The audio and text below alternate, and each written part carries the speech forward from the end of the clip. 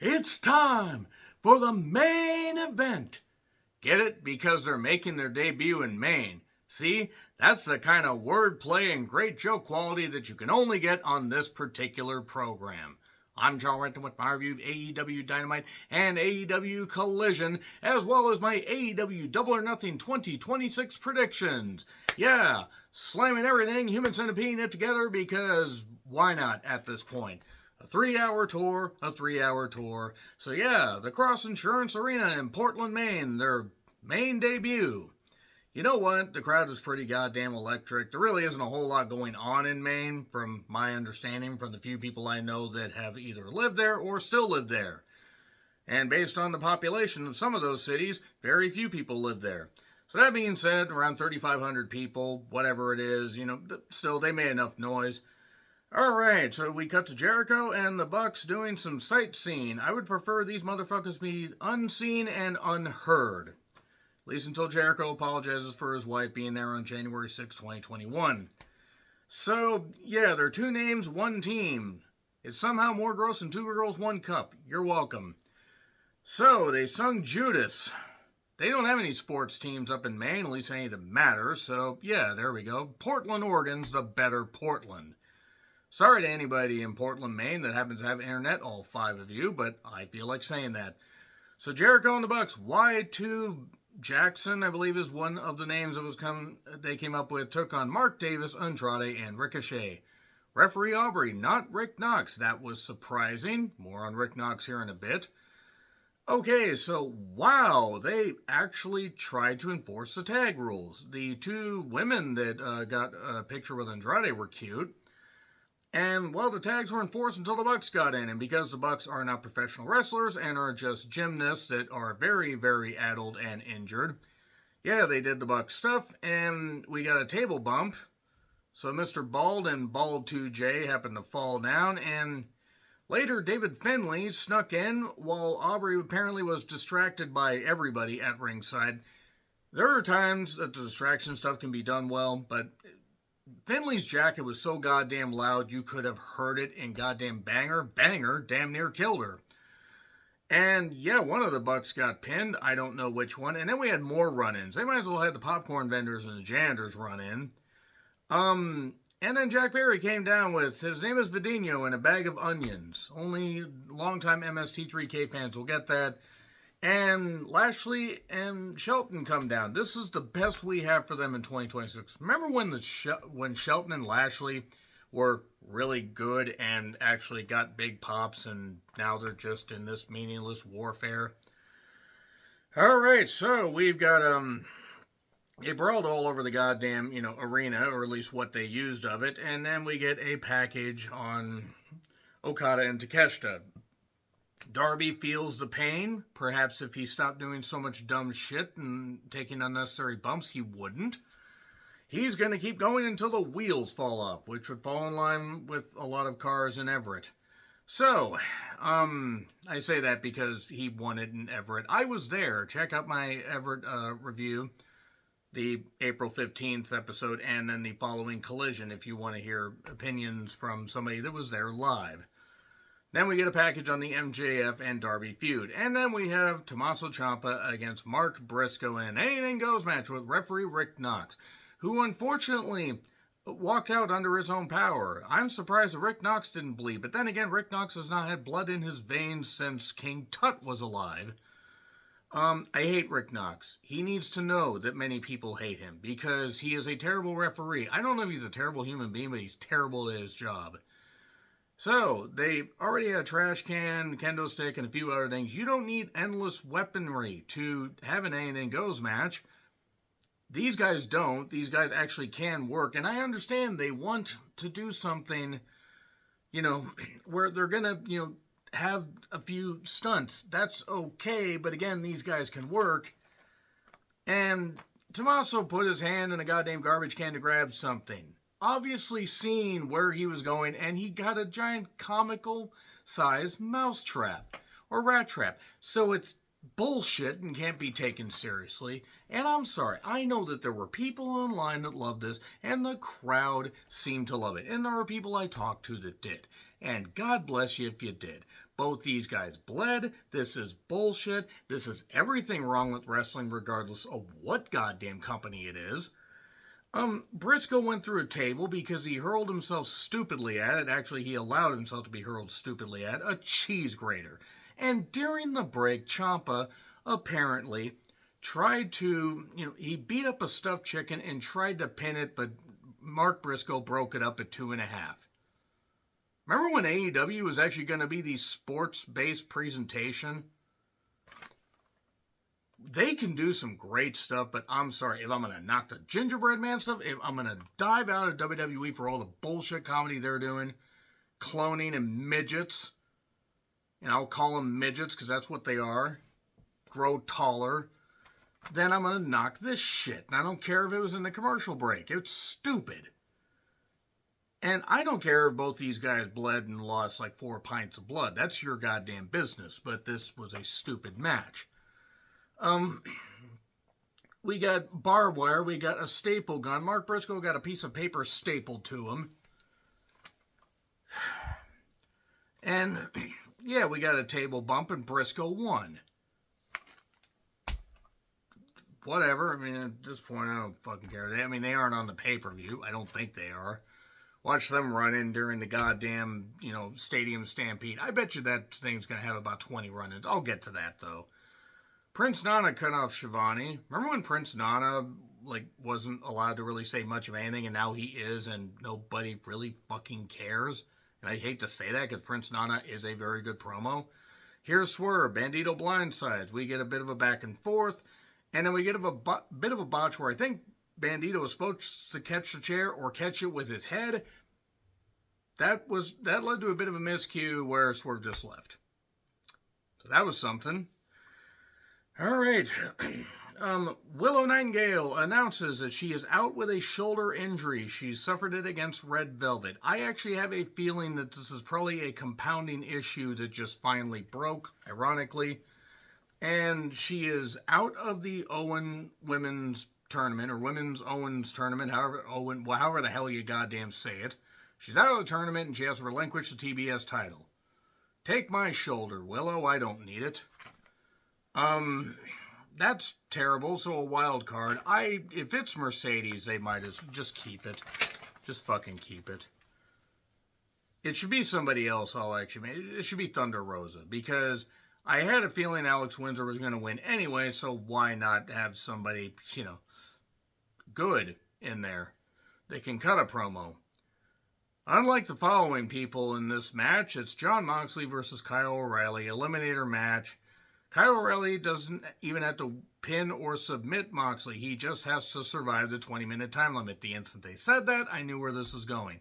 And I try to watch it. I hate watching Jon Moxley. I'm sick of watching Jon Moxley. Shut up, Renee, unless you're going to tell your husband he has bad instincts. And yeah, time limit draw, and O'Reilly wants a match with no time limit at the pay-per-view. More on that later. Statlander threatens to either fight or fuck Sheeta. I'm not necessarily certain. Possibly both. Death by Snoo Snoo.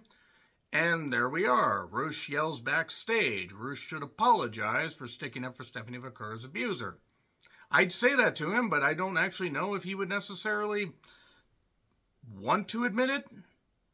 And there are other people that need to admit that they were wrong. And by the way, that guy actually won't end up serving any time in jail. It's going to be house arrest where, you just have to do this. You just have to have the honor system. For the ankle monitor, those things aren't easy to get away from. So no, the motherfucker, quite frankly, should be under the jail. Athena and the Triangle of Madness. That's Tekla, Sky Blue, and Julia, who need to stick as a tag team because them working as singles now at this point. Probably not the best idea. Julia peaked back in about 2023, early 2024. They took on Thunder Rosa, Mina Shirakawa and the Brawling Birds, Jamie Hayter, and Alex Windsor. It's great that Thunder Rosa is back on TV. And yeah, of course, I had to wear one of the Thunder Rosa shirts that I have. The match was what it was. It wasn't bad, but then they stopped enforcing the tag rules, and everybody just did what they did, and Rosa eventually got pinned after taking the mist. And I love Thunder Rosa. What a talent. It just doesn't seem like they know what... I'm not saying she needs to win the world title back and have a lengthy run, but here's an idea. She had the world title once. Have a TBS tournament, have Thunder Rosa win it. Why not? She's a veteran. It would make sense, and you could actually, then build somebody up to take it from her. Alex wins or something. I don't know. So, nothing against the women. It's just it was a standard 8-woman tag, and unfortunately, because I figured Thunder Rosa was the only one that had little to no direction, that's why she was going to take the pin, and she did. More Death Rider stuff. What? Why? Why am I being subjected to this? Darby took on Speedball in an AEW World Title match. MJF came out on commentary. The match was what it was. Kicks, and Darby won after getting the coffin drop after the Scorpion Death drop, or Scorpion Deathlock was stopped by a rope break, coffin drop, and then the Scorpion again, and Speedball tapped out. MJF went into the crowd, and now we go right into the collision. It's the Pat Patterson's stuff. Except there's no ring boys being assaulted. So anyway, MJF takes off through the crowd. Knight then praises Speedball, tells Darby, shave MJF's head, humiliate him, humble him, will send him back to Turkey, where he could just get more hair plugs. Whatever, it is what it is. MJF then runs back in after Knight and Speedball leave, and he blindsides him. We get bald chants, and he's got clippers, and because, but unlike the Clippers, MJF actually has won championships. It's just a tease of it. I actually don't think that MJF is going to win or lose, or do I? So, Garcia then tries to hype up Ospreay as if Garcia has any, ability to hype anybody up. Apparently he is called Red Death. That's fitting, because I think I would almost rather have a goddamn monthly cycle than have to listen to goddamn Garcia, who on promos is the equivalent of a painful monthly cycle. And I know that he got back from a car accident, and it was really, really dangerous, and he almost was paralyzed. And I'm glad he's got a quality of life. But god damn it, he's fucking useless. If Ospreay had just hauled off and just hidden bladed him right there, nobody would have said anything except, well, finally. And then he took on Shibata. No neck versus no new brain, because Shibata doesn't actually have a new brain, because that's not how brain surgery works, Meltzer.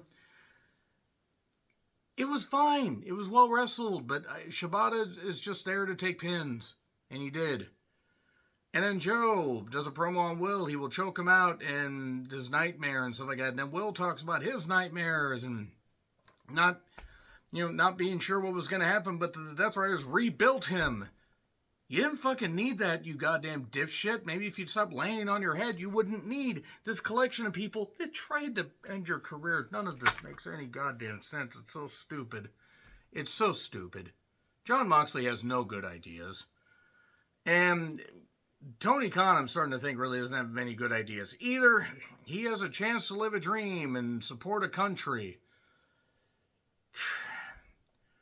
They rebuilt him, and he's stupid. They have the technology, but they don't want to spend too much. Cope and Cage are going to fuck FTR up. Copeland apparently has said that he is near the end of his run, and honestly, the man has been able to go out on his own terms. And I know he's taken time off and everything to do projects, and he can't do it like he used to. And few can, especially with Father Time. And the fact that he was gone for so long because of a busted neck and everything, and the spinal stenosis or whatever he had. I hope that him and Cage can have at least one little run with the AEW tag titles, but I think both might actually, quite frankly, be done. When Cope leaves, I think Cage might be done too, because they're both around the same age. Rouge beat an Enhancement Talent. Divine Dominion beat two jobbers, and Lena Cross sure likes to cover women suggestively. I'm not complaining because she looks good doing it, but there we go. FTR took on Orange Cassidy and Roderick Strong for the AEW tag titles, and no, this is your main event? Fuck you. How dare you, Tony Khan? So, yeah, they, FTR won, and I don't care if the match is good or not. No, I'm not going to bother. So let's go to the AEW Double or Nothing predictions. First things first, Mick Foley is going to be on the buy-in. That's good. He said he was done dealing with WWE, being part of the Legends contract and that kind of stuff because of their ties with the criminal piece of shit in the White House. And, okay, stuff with the cons, who they've donated to. You take what you can get. There's very few good figureheads in wrestling and in sports in general. Because a lot of people want to have their goddamn money and support the criminal piece of shit that's trying to rob people blind, and you guys voted for him. And now if you're feeling the pain at the pump and everything, then guess what? You voted for it. We didn't. We shouldn't have to suffer, but y'all should. So anyway, Mick Foley's going to be on the buy-in. Mick Foley should never wrestle again. He's 60, 61. Even if he didn't have the massive amounts of CTE, I don't want him wrestling anymore. He hasn't wrestled since 2012. So we have the Divine Dominion against Viva Van and Zeta Steel. It's a 5-minute challenge. Many would be lucky to last 5 minutes with either of them. Divine Dominion will get the victory, and that'll be it. Samoa Joe against Will Ospreay, men's own quarterfinal match. Will Ospreay will win. I don't really know why we have to debate that.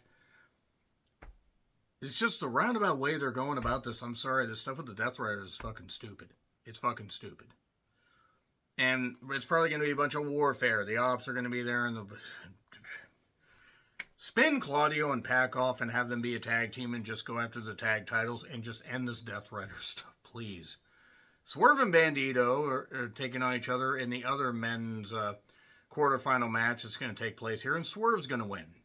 Because then Brody's going to be Claudio, and then we're going to have Swerve and Brody, and then Swerve's going to go to the finals. And I don't remember who the fuck else is in the goddamn thing, but Ospreay and Swerve are going to meet in the finals, because why not?